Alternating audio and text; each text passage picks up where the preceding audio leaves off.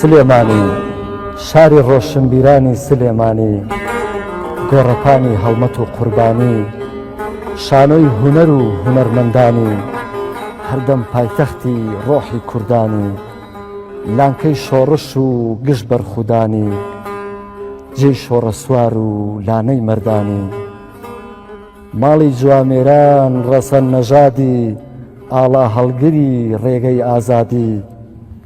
ئەی پایتەختی میرنشینی بابان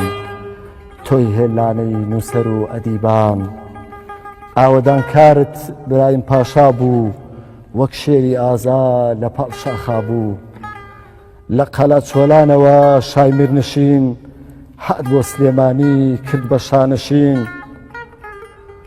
تۆ کە ناوی باوکی ئەو زاتە بووی وەک ئێستا شارە حەیاتەکە بووی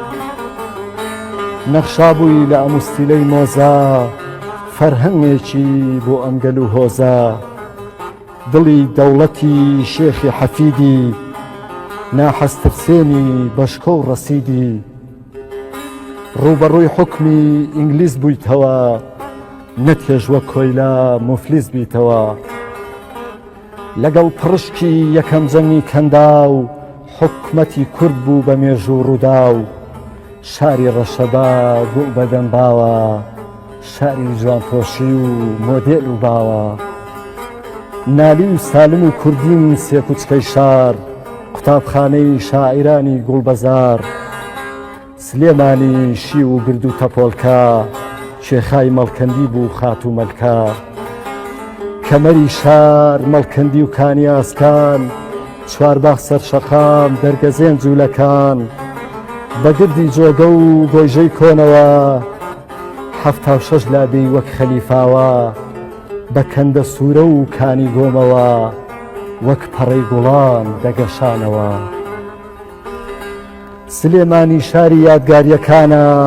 ئەزمەڕ و دووکان و دەربەنی خان ئەحمەداوە و کنەماسی و سەرچنار قەراغ و سەرتەکی بەمە و ئەزمەڕ جممەی دێ هەواری سەیرانگاکانە شوێنەواری ئەشکەوتی قسقاپا هەزار مێرد و شانە دەری و یاسین تەپا سەرم گۆیژێ و قەیمان و ئەزمەڕ ئەژنۆم گڵە زەردە و تانجەڕۆی ڕووبار تەوقەی قژی شاژنە چیای بەرانان شارە زوور دەشتی ڕۆژهەڵاتیەتی شاخی تاست و جا خۆر ئاواتیەتی شاری ڕەشەبا گوڵ بەدەمباوە شاری جوانپۆشی و مۆدێل و باوە شاری جوانپۆشی و مۆدێل و باوە